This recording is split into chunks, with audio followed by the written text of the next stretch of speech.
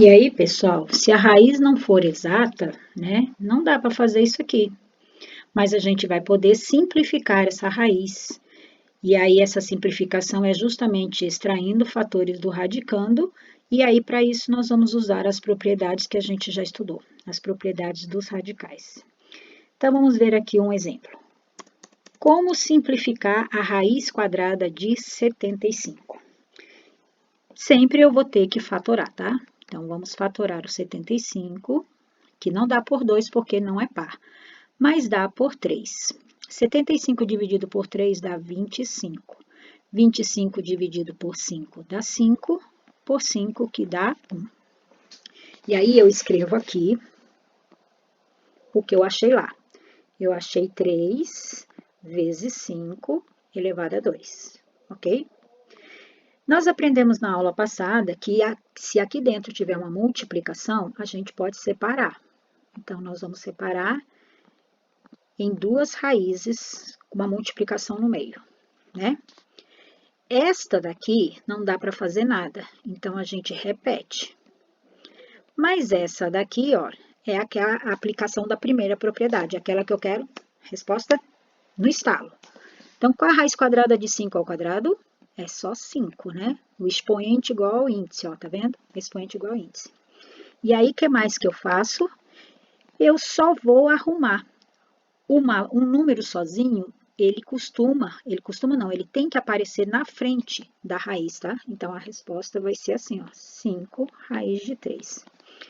Então, podemos afirmar que, ao simplificar a raiz de 75, a gente encontra 5 raiz de 3. Esta é a simplificação, ok? E aí, olha, a fatora transforma o 75 em fatores, separa, que a gente já viu, extrai o que for possível e coloca na ordem. É sempre assim, ok? Então, vamos lá, fazer a do 18, raiz quadrada de 18. Mesma coisa. Vamos fatorar o 18 por 2, dá 9, por 3, dá 3, por 3, dá 1.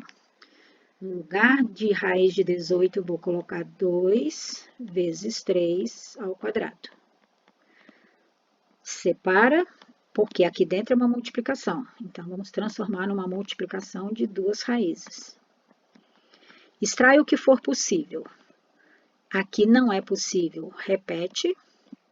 E aqui você aplica a propriedade, a primeira propriedade.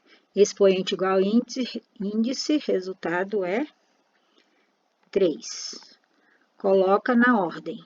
O número vem na frente da raiz. Então, a raiz quadrada de 18, na sua forma simplificada, é 3 raiz de 2, tá? É sempre assim, gente, sempre assim. Acontece que fazer tudo isso aqui dá um certo trabalho e dá uma certa preguiça, tá? E quando eu fiz tudo isso, esta aplicação dessa propriedade aqui, olha, nada mais é do que a aplicação também desta propriedade, onde a gente vai dividir o expoente pelo índice. Então, quando eu faço essa divisão aqui, eu tenho que falar para vocês que fazer uma divisão é a mesma coisa que formar grupos, tá? Por exemplo, se eu tenho uma sala que tem 30 alunos, e aí eu quero que vocês façam equipes para fazer um trabalho em grupo, e nessa equipe só pode ter 5 pessoas. Então, o que você vai fazer? O que o professor vai fazer? Vai pegar 30 alunos e dividir por 5. A opção, então, vai ser 6 alunos, 6 grupos, né? Vamos formar 6 grupos, onde cada grupo vai ter 5 alunos. Então, fazer a divisão é formar grupos, tá bom? E por isso, eu quero falar para vocês um jeito mais fácil e mais rápido de resolver isso aqui. Vou explicar para vocês, tá? O resultado vai dar o mesmo, vai dar o mesminho, só que é bem mais rápido. E eu vou fazer o seguinte, eu vou fatorar os 50, vou dividir por 2, porque é par, dá 25, por 5 dá 5, por 5 dá 1. E aí, vocês já viram falar no funil? Um funil é um negocinho assim, né? Só que eu vou pegar esse funil, tá, gente? Eu vou pegar esse funil e virar ele assim, ó. Eu vou virar ele assim, tá? E vou fazer o que com esse funil? Eu vou formar grupinhos de números iguais e jogar esses números iguais dentro do funil. Agora, esse grupinho aqui vai ser um grupinho de 2 em 2, dois números iguais. E por que dois números iguais? Porque o índice é 2. Então, eu olho aqui para o meu resultado da fatoração e pergunto, tem dois números iguais? Tem. Então, eu jogo esses dois números iguais aqui no funil. E aí, eles vão cair no funil e pelo funil vai sair apenas um. E esse 1 aqui nada mais é do que o resultado da divisão de 2 por 2.